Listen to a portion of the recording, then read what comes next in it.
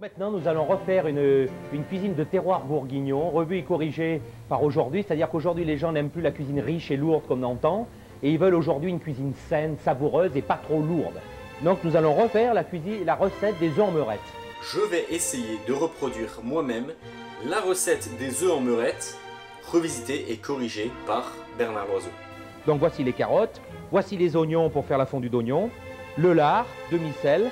Et ensuite, nous avons donc une réduction de vin qui est un vin de Côte-du-Rhône, de la Syrah. C'est des vins qui sont très riches, très tanniques, que nous allons faire réduire, à laquelle nous allons incorporer une purée de carottes dedans. Pourquoi de la purée de carottes? Parce que la purée de carottes, elle est sucrée et elle va donc atténuer l'acidité du vin.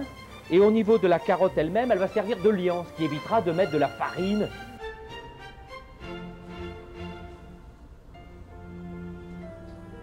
Première étape, je vais mettre le vin à réduire.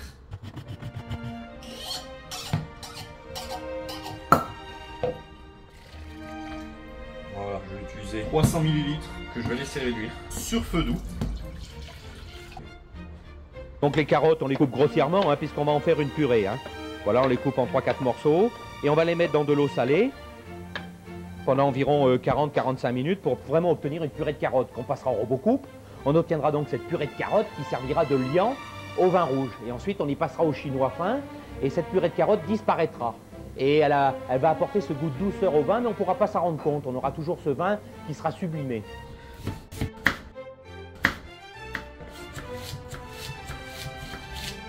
Je vais les placer dans une casserole d'eau bouillante, salée au gros sel. Je vais replacer directement sur le feu. Et je vais mettre un minuteur pour déjà 40 minutes et je vérifierai la cuisson. On va émincer les oignons. Et avec ça, on va en faire une fondue d'oignons.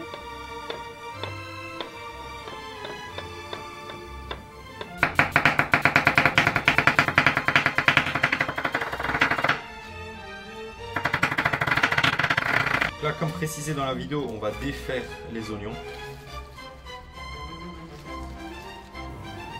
Voilà, et maintenant nous allons mettre ça au coin du feu et en faire une compote.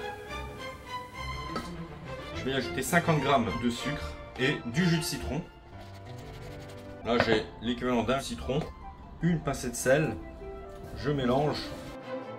Je vais mettre un couvercle et je vais mettre ça sur le feu. Feu très doux. Voilà, donc si le lard cuit, donc nous allons retirer la couenne.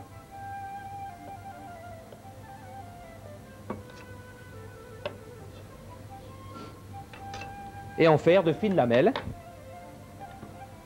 que nous poêlerons après, que nous amènerons en garniture à la fin. Et quand ça va être bien poêlé, ça va être craquant en bouche et ça va apporter un plus au plat.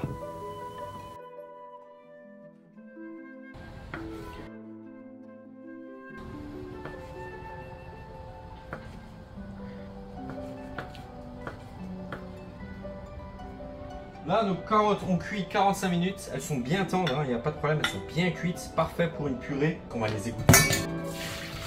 Et je vais même les éponger sur du papier absorbant. Et là, on va prendre un blender. Je vais juste mettre mes carottes dans le blender. Je n'y ajoute absolument rien.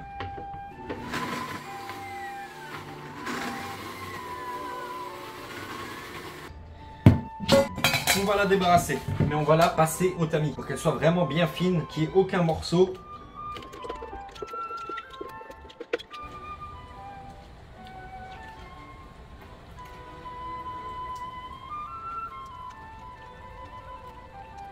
Voilà, donc ça c'est la liaison de notre sauce.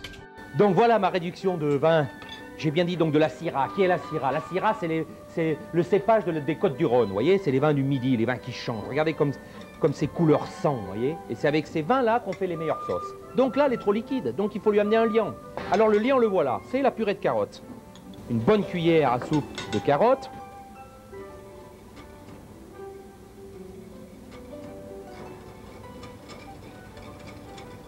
Voilà. Là, on voit tout de suite qu'elle prend épaisseur.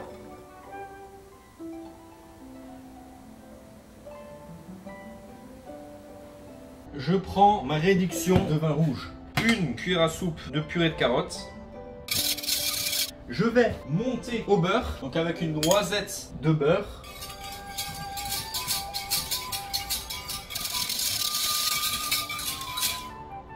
Et voilà. On rectifie l'assaisonnement avec sel et poivre du moulin. Voilà. On remélange le tout.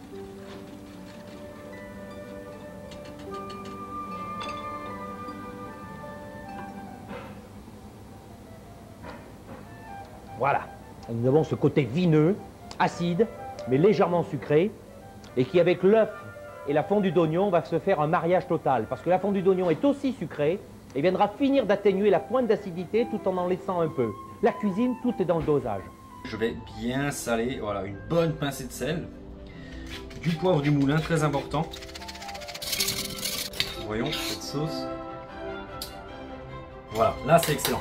Je vais passer cette sauce encore au tamis.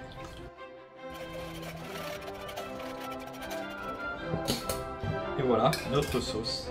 Je vais prendre une poêle, j'allume le feu, je mets un peu de beurre. Je vais faire revenir les tranches de lard. Et vous remarquerez que nous, tout ce qu'on fait en cuisine qui a contact avec les graisses est immédiatement égoutté dans du papier absorbant pour retirer toutes les graisses, absolument toutes les graisses.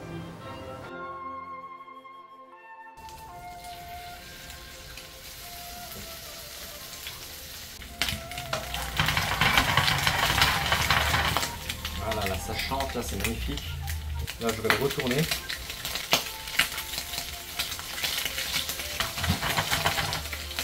Et là je vais éteindre le feu. Voilà, maintenant on égoutte le lard pour retirer bien comme il faut toutes les graisses.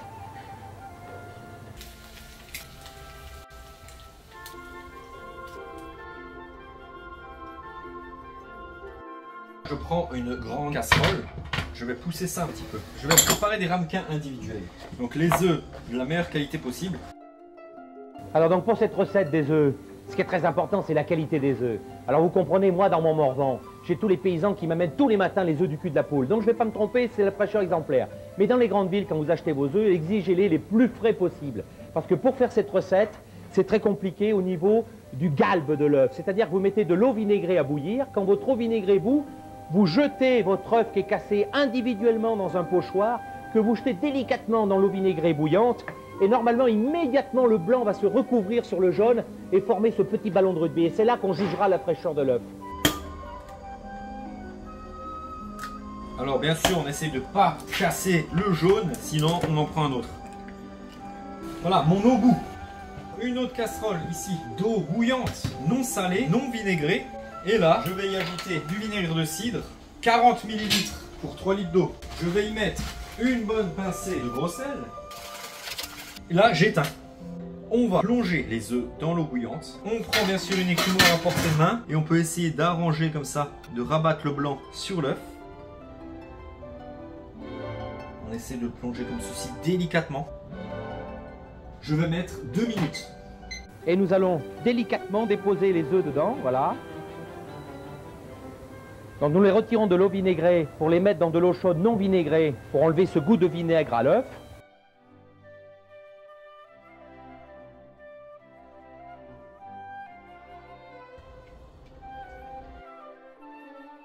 Tous mes éléments sont prêts. La fondue d'oignon, je l'ai laissé cuire à feu très doux. 20 minutes, ça a pris 20 minutes. Vous voyez comme elle est belle, comme elle est dorée. Le lard, la sauce. Je vais donc retirer mes œufs. Je vais les ébarber. C'est-à-dire que voilà, on coupe toutes les imperfections pour garder juste une forme bien ronde.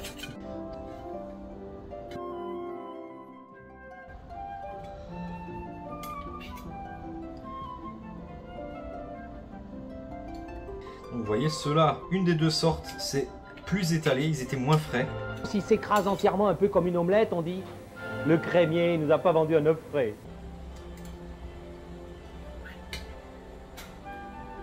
Voilà. Voilà, et nous passons à la finition du plat. Donc nous avons notre copeaux d'oignon, vous voyez, qui est superbe, qui est blonde, et que nous déposons au centre de l'assiette.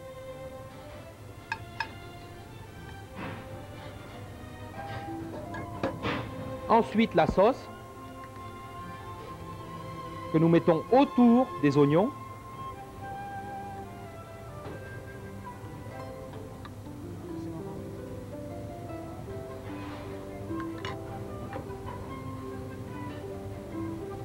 Voilà. Nous déposons le lard sur les oignons. Voilà. Et Patrick est donc en train d'ébarber les œufs. Voilà, il retire l'excédent du blanc. Et voilà ce que je vous expliquais tout à l'heure, la forme de l'œuf magnifiquement galbé. Et nous venons le déposer délicatement sur le vin. On en met deux.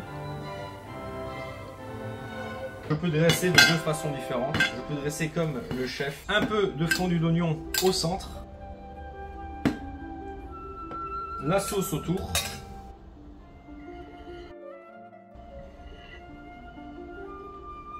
Bon, alors là, la sauce, vous voyez, hein, je vous cache pas qu'elle n'a pas la magnifique consistance de celle de Bernard Loiseau. Elle est un peu trop liquide. Je pense que j'aurais dû réduire le vin davantage.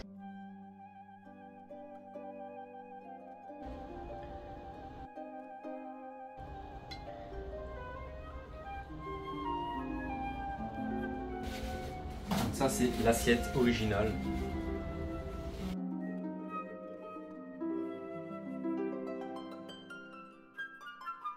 Je vais maintenant faire ma touche, donc je vais prendre une assiette un petit peu plus moderne, si je puis dire. Je vais y mettre au fond la fondue d'oignon. Je vais y disposer un peu de sauce tout autour. Je vais y disposer du lard, pareil. Je ne vais disposer qu'un œuf poché sur le dessus, donc délicatement.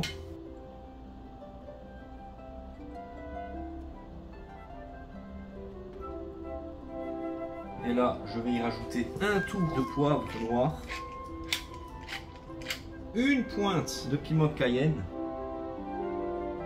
Et là, je lui rajoute une petite touche, juste une branche de cerfeuil. Et voici donc ma version des œufs en meurette.